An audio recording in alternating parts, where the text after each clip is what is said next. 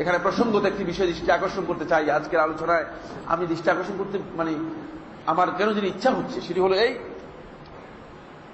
একটা বিশাল বিভ্রাট তৈরি করেছে কিছু সংখ্যক আলেম, আমাদের বন্ধু, তাদেরকে আমি বন্ধুই মনে করি, দুশ্মন মনে করি না।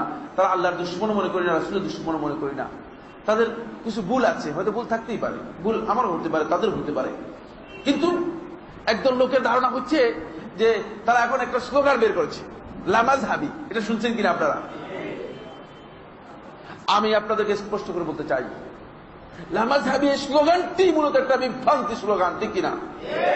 পথভ্রষ্ট স্লোগান। লামাযহাবী কি বুঝাচ্ছেন? মানে যারা মাযহাবের অনুসরণ করে না। তাহলে সর্বপ্রথম ব্যক্তি মুহাম্মদ রাসূলুল্লাহ সাল্লাল্লাহু আলাইহি ওয়াসাল্লাম তিনি লামাযহাবী, ঠিক কিনা? আবু বকর রাদিয়াল্লাহু তাআলা আনহু তিনি লামাযহাবী, ওমর রাদিয়াল্লাহু তাআলা আনহু তিনি লামাযহাবী, ওসমান রাদিয়াল্লাহু তাআলা আনহু তিনি লামাযহাবী, আলী ইবনে আবি তালেব লামাযহাবী। আসেন, আবু হানিফা রাহমাতুল্লাহ আলাইহি কোন মাযহাবের অনুসরণ করেছেন? না, তিনি লামাযহাবী। ইমাম শাফিঈ রাহমাতুল্লাহ আলাইহি কি আবু হানিফার মাযহাবের অনুসরণ করেছেন? আবু হানিফা রাহমাতুল্লাহ আলাইহি যখন মৃত্যু হলো তখন তারপরে শাফিঈর জন্ম হলো, কিন্তু শাফিঈ কি আবু হানিফার মাযহাবের অনুসরণ করেছে? শাফিঈ কোরআন এবং সুন্নাহর অনুসরণ করেছে। শাফিঈ লামাযহাবী, ইমাম মালিক রাহমাতুল্লাহ আলাইহি লামাযহাবী, ইমাম আহমদ ইবনে হাম্বল রাহমাতুল্লাহ লামাযহাবী। তাহলে আপনি কি বুঝাতে চাচ্ছেন? এটা বিভ্রান্ত বক্তব্য। এর মাধ্যমে লোকদেরকে কন্ডেম করার জন্য চেষ্টা করা হচ্ছে, এই শব্দ দিয়ে মানুষের প্রতি এটা আঘাত করার জন্য চেষ্টা করা হচ্ছে। এটা মূলত একটা বিভ্রান্ত শব্দ।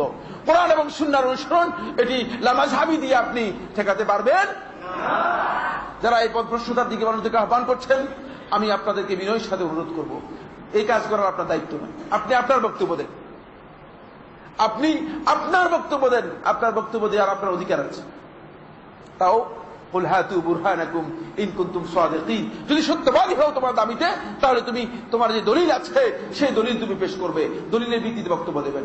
দলিল ছাড়া আন্দাজ অনুমানের উপর কথা আজকের মানুষগুলো আর খাবে না, মানবে না। মানুষ মানার কথা না, কারণ মানুষ বুঝতে পেরেছে যে দলিল দিতে হবে, দলিলের ভিত্তিতে আমাকে বলবেন, অন্যথায় বলবেন না। তাই এই বক্তব্যটুকু মূলত বড় ধরনের বিভ্রান্তি।